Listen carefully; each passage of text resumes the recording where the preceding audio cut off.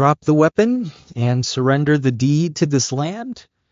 That's what he said, his voice loud, brittle, commanding, like he actually believed he had authority out here. On my land, on the soil I bled for, sweated over, and built with these two old hands. They thought they were going to roll up in black SUVs, flash some knockoff badges, and scare me into giving up my home. What they didn't know, what they never saw coming, was that this wasn't just a ranch.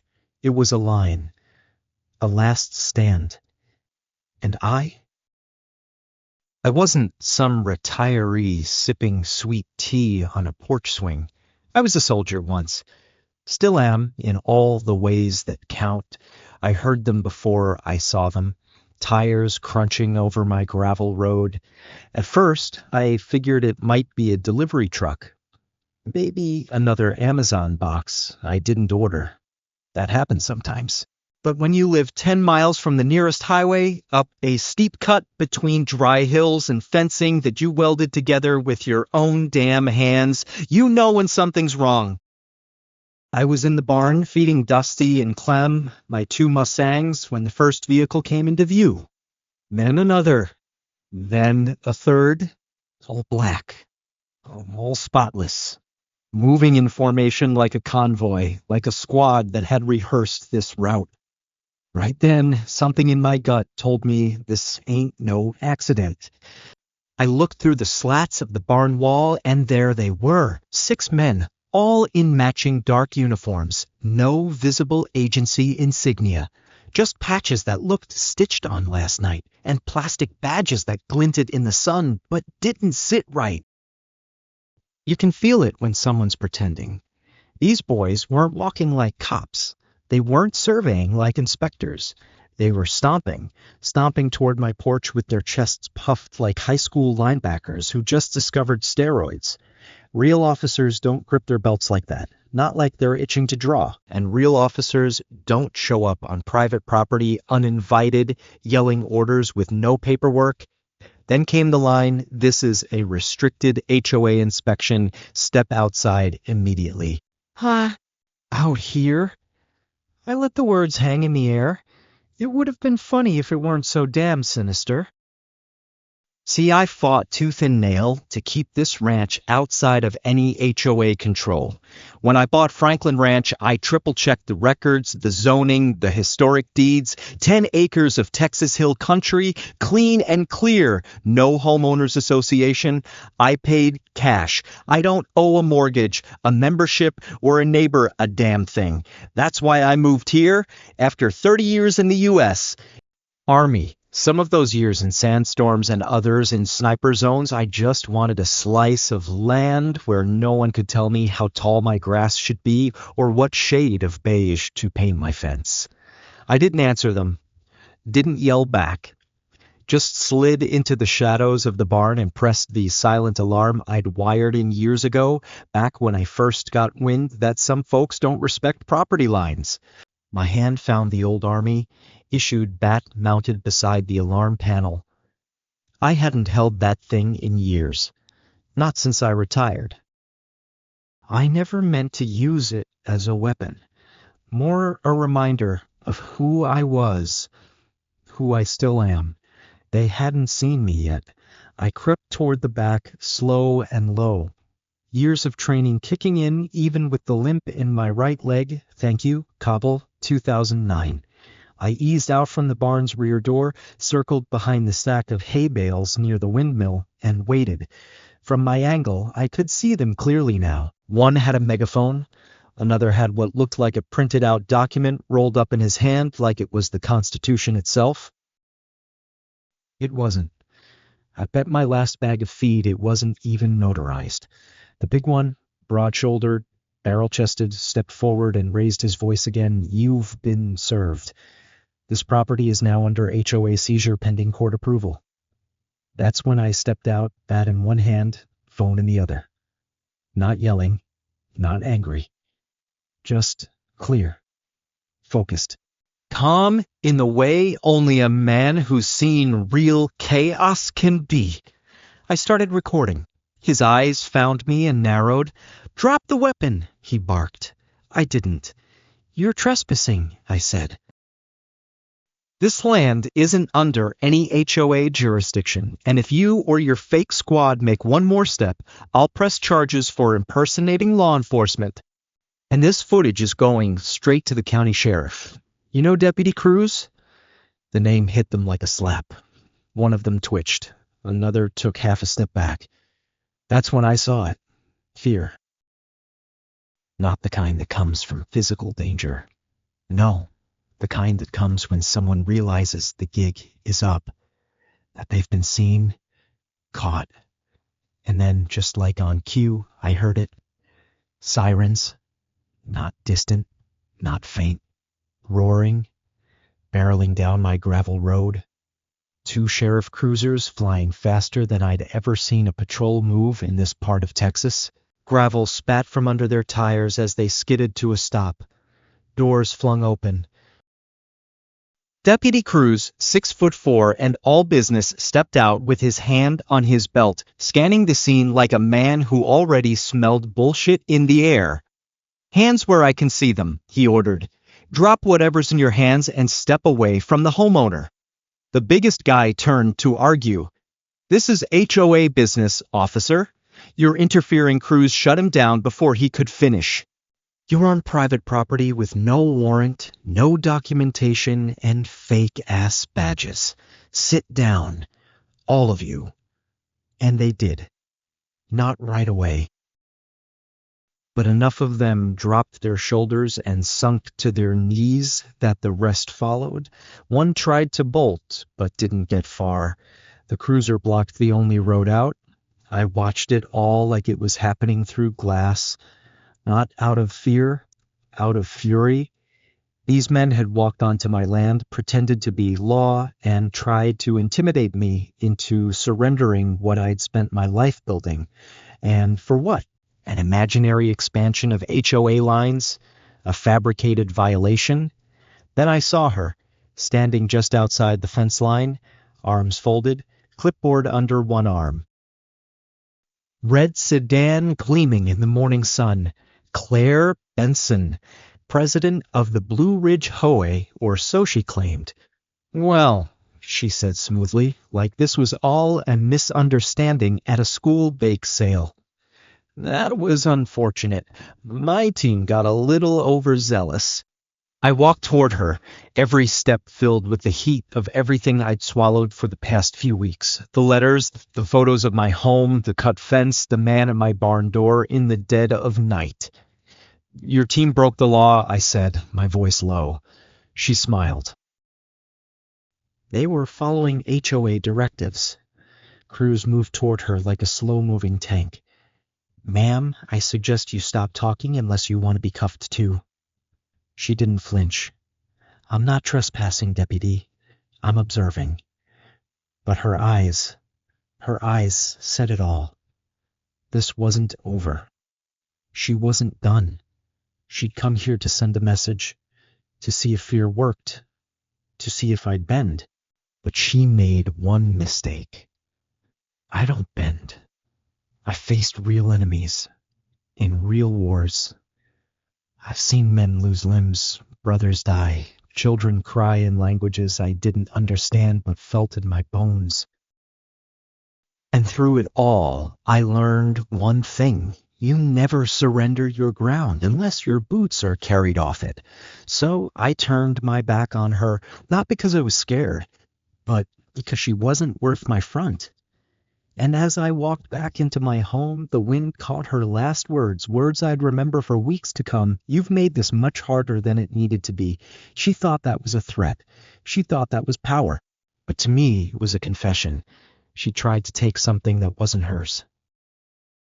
And now she'd have to answer for it. And me? I wasn't going anywhere. Not today. Not ever.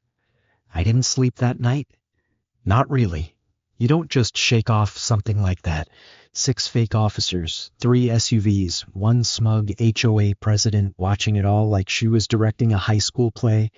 And that smirk, God, that smirk, burned deeper than any wound I ever got in combat. It said, this isn't over, and I believed it. They didn't come to inspect. They came to test my line, and when I didn't break, they backed off. For now. But a man who's been hunted before knows the difference between retreat and regroup. The next morning, I got up before dawn. Just muscle memory. 30 years in the Army, hardwired into every cell. Made coffee, checked the perimeter, walked the land with Duke, my old German shepherd, who's more instinct than muscle these days, but still growls at the right shadows. He hadn't barked once the day before. That should have been my first clue. He doesn't bark at performance. He barks at danger. I walked the fence line slowly, stopping at the southern ridge where the wire had been cut weeks earlier. I'd repaired it myself, reinforced it with heavier gauge, and posted new signs. Private property, no trespassing, survivors will be prosecuted. A joke, maybe, but also not. The kind of sign that lets folks know you're not just bluffing. But that morning, something was off. The gate keypad had been pried open, the wiring exposed. Someone had tried to override the system, didn't succeed, but still. That meant they'd been back. Probably overnight. Probably watching. I checked my trail cams. Nothing.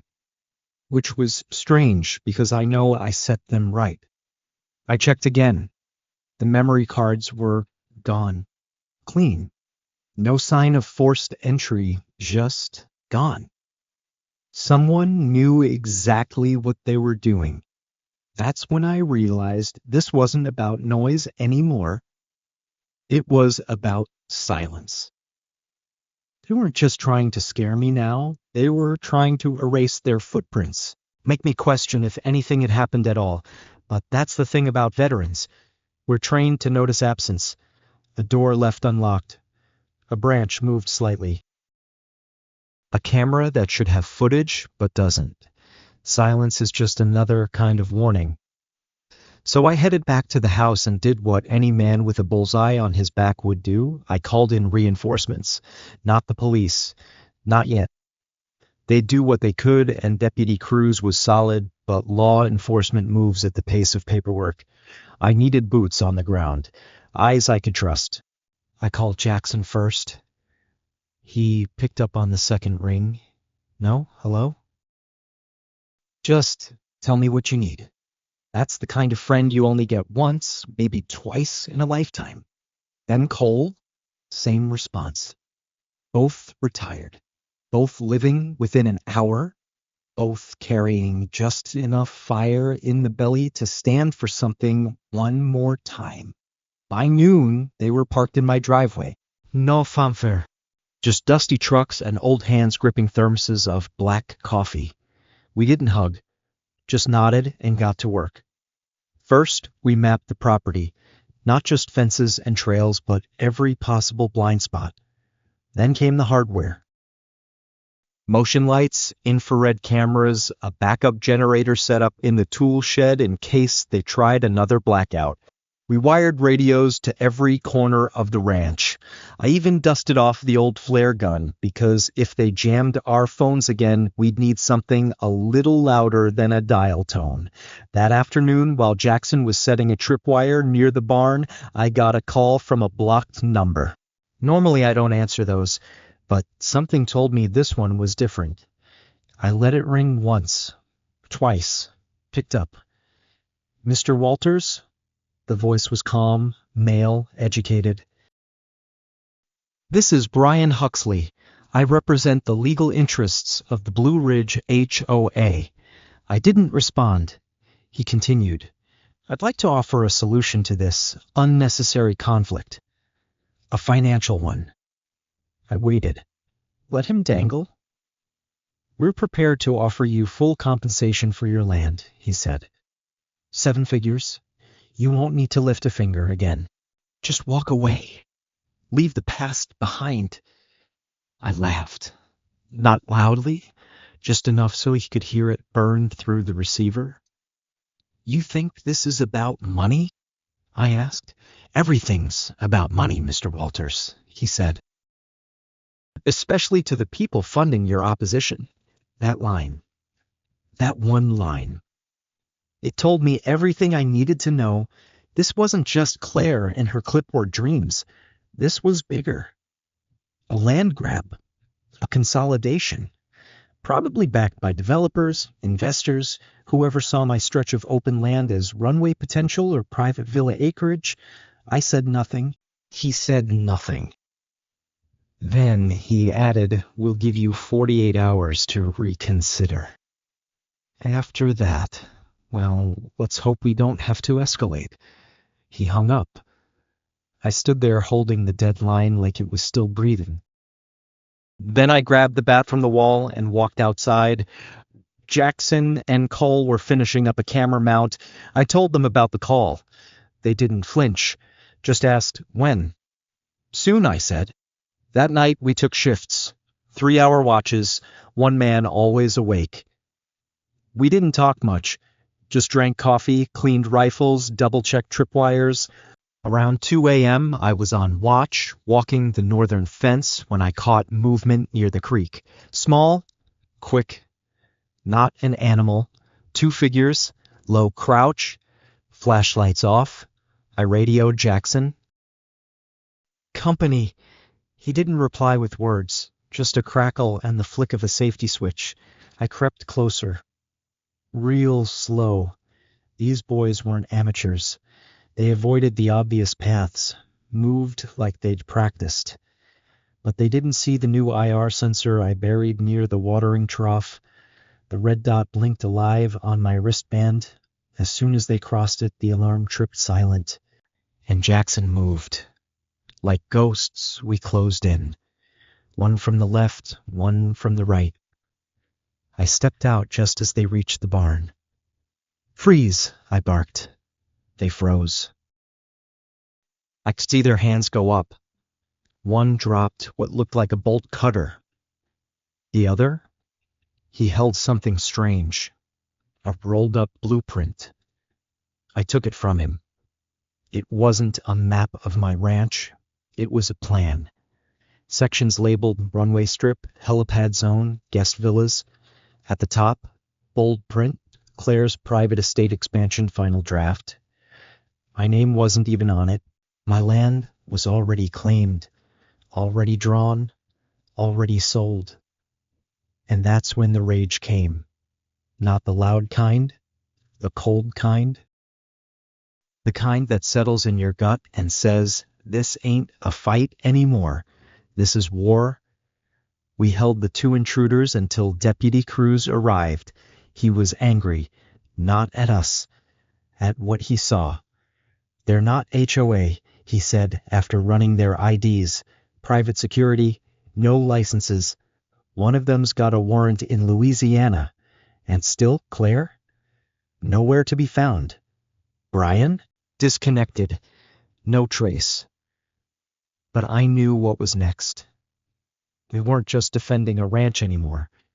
We were defending the idea that a man's land meant something. That peace couldn't be bought.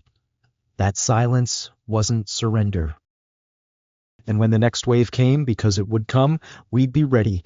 Not because we were brave, but because we were done running. And by God, if they wanted to take this ranch, they'd better be ready to bleed for every blade of grass. The morning after the ambush, the sun rose over scorched grass and broken trust. I stood at the southern fence line where the night before we'd caught 2 hired ghosts with blueprints of my land and orders to scout, sabotage, maybe more.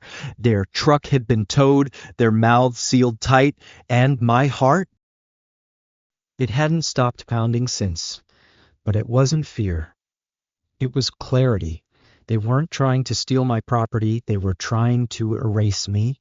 Every inch of fence I built, every tree I planted, every scar that soaked into this soil, it all meant nothing to them. I wasn't a man. I was an obstacle. Jackson and Cole were already up, stringing new wire across the fence line. This time, we weren't using the store-bought kind. We'd gone to a scrapyard at dawn and came back with military-grade coil, sharp as a lie and twice as hard to cut. As Cole hammered the posts, Jackson muttered, "If they want to fight, we'll give them something with teeth." And damn if I didn't nod. Around mid-morning, I got a knock on the door, not from Cruz or anyone in uniform. It was Peter Myers, a neighbor from 3 miles east. I'd only met him twice, once at the feed store, once when I helped him dig his truck out of a washout after a rainstorm. He was maybe late 50s, soft-spoken, wore a ball cap like a shield, but today his eyes were locked in. "Hank," he said, "I heard what happened." Word's spreading. "And I need to tell you something." He stepped inside, and what he laid out over my kitchen table turned my gut to lead. Dozens of letters, all stamped with Blue Ridge HOA. Threats. Violation notices. Even an invoice for community maintenance he never requested. I scanned through the pile. It was the same playbook, different fonts, same venom. "Why didn't you say anything sooner?" I asked. Peter looked down. "Because I thought I was the only one. They made me feel like a trespasser on my own land." That's when it clicked. This wasn't about one ranch. It was a pattern. Claire Benson had been running an HOA with no legal standing for 2 years, and during that time she'd been expanding, quietly absorbing properties under threat of fines, legal jargon, and men in dark jackets. I asked Peter how many others. He said, "I know at least 4 who've gone quiet, sold and left." He said they couldn't fight anymore.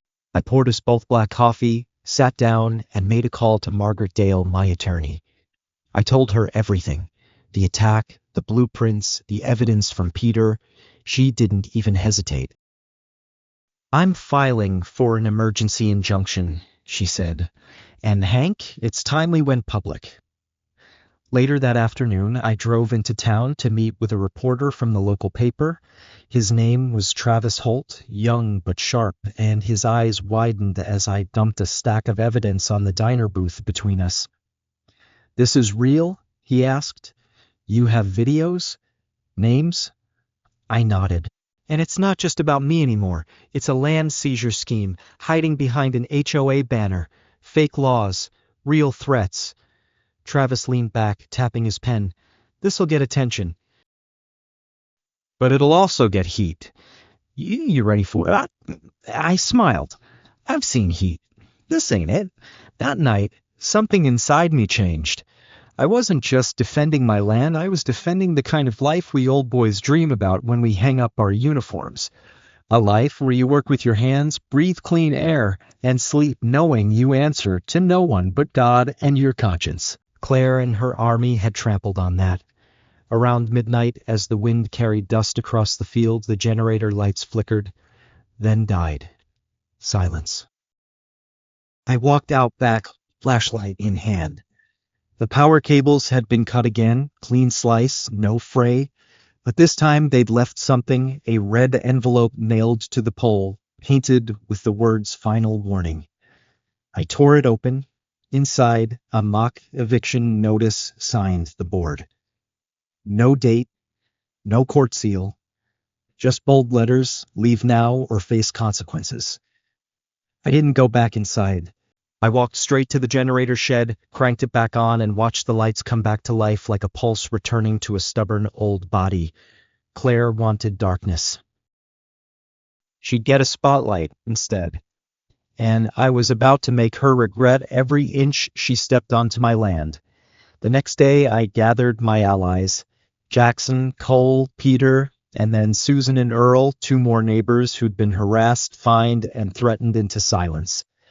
We met in my barn, cleared out the hay bales, and laid out maps, documents, witness lists.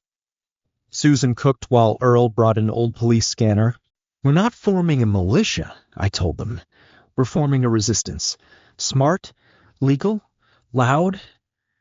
We called ourselves the Ranchers Alliance. Not fancy, not armed to the teeth. Just men and women who'd had enough. Each person had a role. Cole coordinated night patrols, Susan compiled testimony, Earl gathered contacts from every surrounding neighborhood.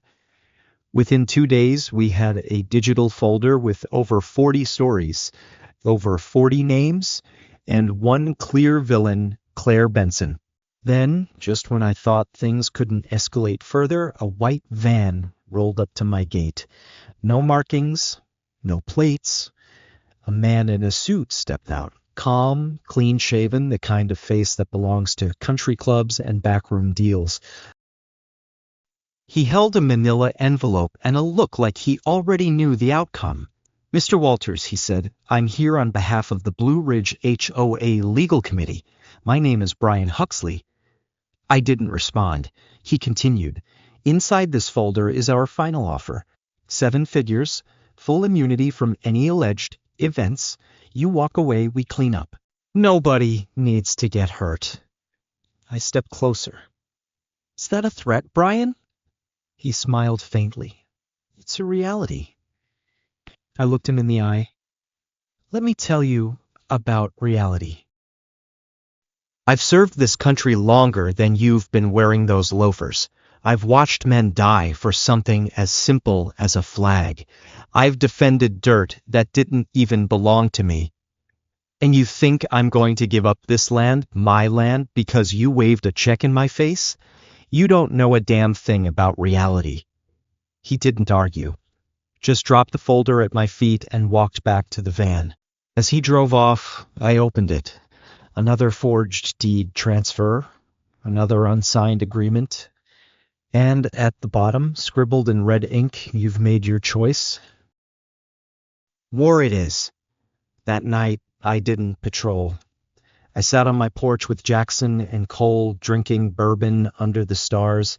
We didn't speak, just listened. The land was quiet, too quiet. I could feel the next move coming like thunder before the storm. And just before midnight, it came. Flames, western pasture, a wall of fire climbing into the night sky like it had something to prove. They'd set my land ablaze. I grabbed the hose from the truck bed and drove through the smoke, Jackson and Cole on foot behind me, dousing, stomping, shouting. 45 minutes of fighting heat with bare hands and spit, and by the time the sheriff and fire crew showed up, the field was black ash. But we'd saved the house, we'd saved the animals, and we'd saved something more important, our will. As I stood over the smoking field, breathing hard, soaked in sweat and soot, I knew one thing with absolute certainty. They hadn't broken me, they'd forged me, and the war they declared, it had only just begun. The morning after the fire, I stood on the edge of the scorched pasture, boots sunk into soot, and the smell of gasoline still hanging in the air like a warning. The earth looked like it had been punished for something it didn't do, blackened, blistered, but still mine. Jackson showed up first, dragging a rake in one hand and a thermos of black coffee in the other. Cole wasn't far behind, already on the radio with Susan and Earl, who were checking the perimeter from their side. None of us spoke much. We didn't need to. That fire hadn't just been arson, it had been a declaration. And now it was our move. I drove into town that afternoon not to file another report. Crews already had the photos, the burned gas can with the same red lettering, the camera footage we salvaged from a heat-warped trail cam, but to meet someone. Travis Holt, the reporter I'd spoken to before, had arranged for an interview with a bigger outlet, a regional station, KCTX News. I wasn't doing it for attention. I was doing it because silence had gotten too many folks run off their land already. The anchorwoman, Dana Castillo, had this look in her eyes when I laid out the files, like she couldn't decide whether to be shocked or pissed off. I hoped she chose the latter. "You're saying this HOA was never legally reinstated?" she asked. "Not just saying," I replied, tapping a highlighted section in Margaret's documentation. "Here's the registration. Expired 2 years ago. Everything since? Smoke and mirrors. Intimidation backed by nothing but paper and pretense."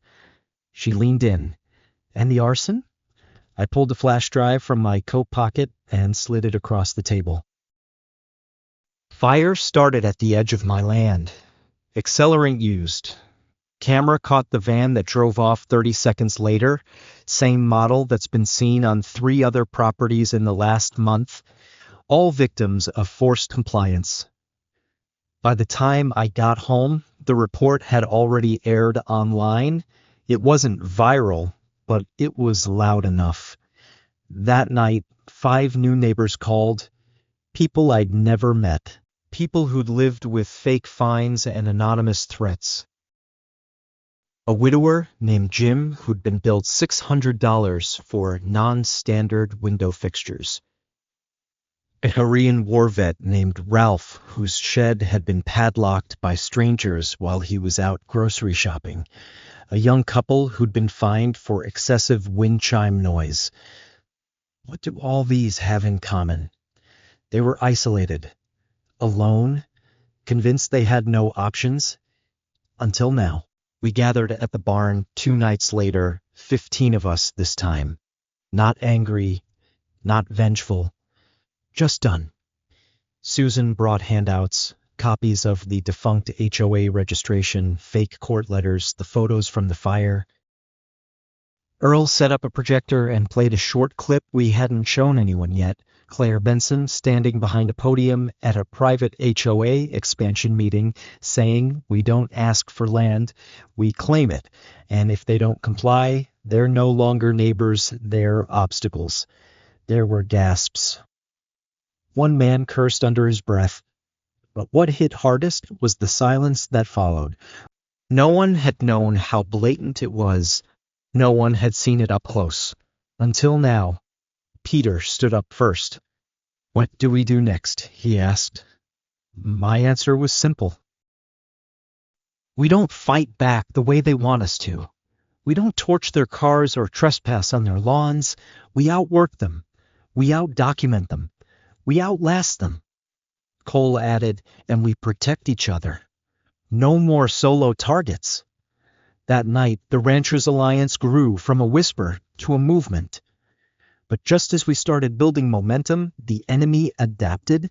3 days after the interview aired, I came home to find a dead hawk nailed to my front gate. Not a note, not a message, just that blood and feathers pinned through wood. A symbol, a warning. It didn't scare me. It pissed me off. I buried the bird myself, hand steady, then called Margaret. "They're escalating again," I told her. "Good," she said, "because so am I." By noon the next day, we had subpoenas filed. We pushed for an audit of the HOA's finances, and Margaret got the county clerk to unseal a few land use proposals that Claire's group had filed under alternate names. Guess what we found? Plans for a private runway on my land, plans for a resort villa on Ralph's property, even blueprints for a wellness center complete with a helipad and underground parking lot. You think this was about lawns and fences? Think again. This was a coordinated land grab dressed up like neighborhood management. The next curveball came from Lindsay Burke, the whistleblower who'd once worked as Claire's assistant. We met her again, this time in a hotel off the interstate. She handed us a laptop encrypted, time-stamped, full of emails, voice memos, and what really sent a chill down my spine, blueprints labeled Phase 4. It wasn't just my land they were after. It was the entire western corridor of the county, 17 properties, 8 owners already forced out, and 4 marked as pending acquisition, mine included. I scrolled through an internal email labeled Risk Map. Next to my name was one word, volatile. Next to Ralph, elderly. Next to Peter, compliant. That told me everything. They weren't just guessing who would resist. They were targeting the ones least likely to. The final straw came on a Tuesday morning. I was walking the perimeter with Duke, my dog, when I noticed something odd near the creek bed. A small black box, half buried under a rock. I dug it up and opened it. Inside, a listening device. A bug. Someone had been monitoring us, our meetings, our patrols, maybe even our phone calls. That night, crews brought in a tech team. They swept the barn, the house, the trucks. 3 more bugs, 2 cameras, one on a windmill pointed straight at my back porch. I didn't know whether to laugh or scream. I chose neither. Then I lit a fire in the pit and watched them burn. The next morning, Brian Huxley came back. He didn't knock.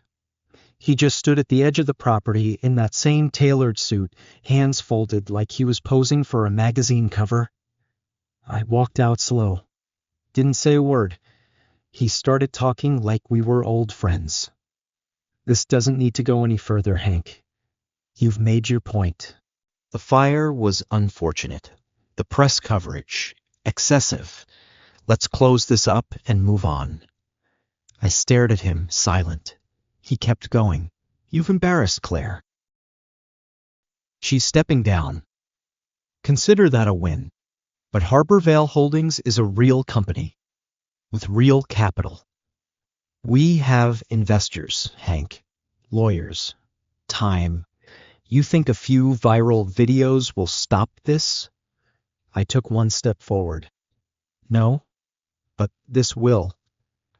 And I handed him a document, a copy of the whistleblower's flash drive index with his name at the top. His face finally changed. Just a flicker. But it was enough. You're bluffing, he said. Try me, I replied. He turned and walked away slower this time. He hadn't expected us to last this long, but we had. And we weren't done. That evening, the Alliance set up a live stream. Peter spoke first, then Susan, then me. We didn't rant. We didn't threaten. We invited. We opened our arms to anyone across the county dealing with the same, and by the end of the week, we'd gone from 15 to 97, and then 143, and then 231. It wasn't just a ranch anymore. It was a line in the dirt. And damn if we weren't drawing it bold. The call came in at 4:37 a.m. I was already up watching the pre-dawn sky from my porch with a mug of coffee and Duke curled by my boots. The phone buzzed once, then twice, then went silent. Unknown number, but the kind that doesn't just misdial at that hour. A few seconds later, a message came through, a single image, my gate wide open, a white van idling just beyond it. My heart didn't race. It settled like an old engine knowing it's about to be tested again. I stood up, reached for the old sidearm holstered inside the door, and called Jackson. No questions, no chatter. It's happening, I said. Get here now. I hung up, turned to Duke, and muttered, let's go greet the morning. By the time Cole and Jackson arrived, the van was gone. But something was different this time. There weren't tracks leading back to the road. There were multiple tracks. Footprints, tires, heavy treads from boots. And a second gate. My southern fence had been tampered with again. But they didn't cut it this time. They unbolted it. Clean. Precise. Almost surgical. They're not just trying to scare you anymore, Cole muttered, crouching near the post. They're preparing for something coordinated. I nodded, my jaw tight. We're running out of time. That afternoon, Margaret called. The judge had finally signed the order, not just for a civil case, but a criminal one. Conspiracy to commit fraud, property tampering, impersonation of officials, and tampering with evidence.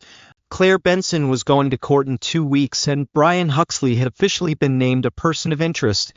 It should have felt like a win, but all I could think about was the open gate and the van in the dark. Justice on paper doesn't stop a man with nothing left to lose. And Brian knew the walls were closing in. We called an emergency meeting of the Ranchers Alliance. Not in the barn, not on a porch. We met in the Old Town Grange Hall, the kind of building that hadn't seen a full house since Carter was president. But that night, it was standing room only. Over 300 people showed up. Farmers, widows, retirees. Some still afraid, most furious. They brought photos, printed finds, drone footage of strangers surveying their land. One woman stood up and said she found a recording device hidden inside a birdhouse near her front door. Another revealed a bill she received for unmaintained soil continuity, whatever the hell that meant. Fake science. Real intimidation. I stepped up to the front, cleared my throat, and said, "This isn't just my fight anymore. This is ours. They've tried silence. They've tried lies. And they've tried fire. But what they didn't count on was all of us standing together." The room erupted in applause, not the polite kind, but the kind that shakes rafters, the kind you feel in your ribs. After the meeting, a man approached me, tall, wiry, eyes sunken but sharp. Name was Elijah Grant. Vietnam Viet. He'd been off-grid for years, living quiet on 40 acres north of the valley. "I seen this before," he said, voice dry as gravel. "Same pattern, different decade. You think this ends in court? You're giving him too much credit. This ends with someone bleeding if we ain't careful." He wasn't threatening. He was warning. And he was right. The next few days were a blur of preparation. We upgraded the perimeter. New floodlights, reinforced gates, even portable radios distributed among the neighbors. Jackson ran a rotating patrol with volunteers. Cole rebuilt the fence with metal anchors instead of wood. Susan started documenting everything digitally, creating a shared archive for the Alliance. We were no longer just resisting. We were documenting every footstep, every letter, every shadow. Then it happened. 2 nights before the court date, Jackson's truck got firebombed. Right outside his house. It didn't explode. Whoever did it used a bottle cocktail, primitive but precise. The fire gutted the cab and melted the dash, but Jackson had been in the barn when it started. By the time he ran out, the fire was dying, but the message was clear. We weren't fighting amateurs anymore. We were fighting men with tactics, timing, cowardice, wrapped in gasoline and shadows. We knew it was Brian's crew, even if the law hadn't caught up. And we knew they were desperate. That's why we decided to take the risk. I called Dana Castillo, the reporter, and gave her full access. Not just to me, but to every homeowner willing to speak. We filmed interviews, shot aerial footage, recorded late-night strategy sessions. We didn't hide our fear. We showed it. Because fear didn't mean weakness. It meant we knew the stakes. And it meant we were still standing anyway. The night before court, I couldn't sleep. Neither could Duke. He kept pacing, ears twitching, growling at corners. At 2:11 a.m., the camera near the northern trail pinged my phone. A shape, moving fast. Then a second. I woke Jackson, grabbed my gear, and we moved out slow and silent through the tall grass. This time, I had night vision goggles. And I saw them, 2 men, dressed in black, scanning the shed with flashlights. They weren't just scouting. They were looking for something. We circled wide, came in from the west. When I stepped out of the shadows, they froze. I didn't yell. I just raised my weapon and said, "On the ground, now." The other man dropped his flashlight and whispered, "We were paid. We didn't know whose land. I cut him off. You knew enough to sneak in the dark." That's all I need to know. Deputies came fast this time. Crews brought back up, and both men were taken in for questioning. But the real win came the next morning in court. Claire Benson walked in looking smaller than I remembered. No makeup, no tight smile. Just a worn blazer and a face pale with fear. When the judge read the charges, her lawyer tried to object. But Margaret was ready. She dropped the folder. Exhibit after exhibit. Emails, recordings, blueprints, drone footage. The judge didn't even blink. He ordered a full hearing. And then, from the back of the room, a voice spoke. I have more. It was Lindsay Burke. She hadn't planned to speak. She'd said as much the day before. But she stood up anyway, hand shaking, eyes locked on Claire. I watched her sign fake notices. I watched her authorize payments to unlicensed private enforcers. I saw her laugh when people cried in her office. Her voice broke. She said old people fold faster. They have no fight left. The courtroom went dead silent. Then all eyes turned to Claire. For the first time, she looked down. The judge set the next hearing for formal indictment. Claire was released on bail but barred from any HOA activity. Brian Huxley didn't show. He disappeared again. But his name was now everywhere. News stations, investigations, and behind the scenes, the Texas Rangers were building something bigger. A racketeering case, statewide, maybe even federal. When we left the courthouse, there were news crews on the steps. They asked if I had a message for anyone watching. I looked straight into the camera and said, if you're sitting out there wondering if you're crazy, if you're alone, if you're powerless, let me tell you something. You're not. They want you to believe that. But the truth is, there's more of us than there are of them. And when good people decide they've had enough, bullies don't stand a damn chance. That night, back on the ranch, I sat on the porch with Jackson and Cole again. The stars were out, clear as ever. We didn't say much. Didn't need to. The land was quiet. But not the kind of quiet that comes before fear, the kind that comes after a storm, and maybe, just maybe, before something better. The fight wasn't over. Brian was still out there. There were still other ranches, other families, still scared to speak. But we weren't just a handful of pissed-off neighbors anymore. We were an army, and we were just getting started.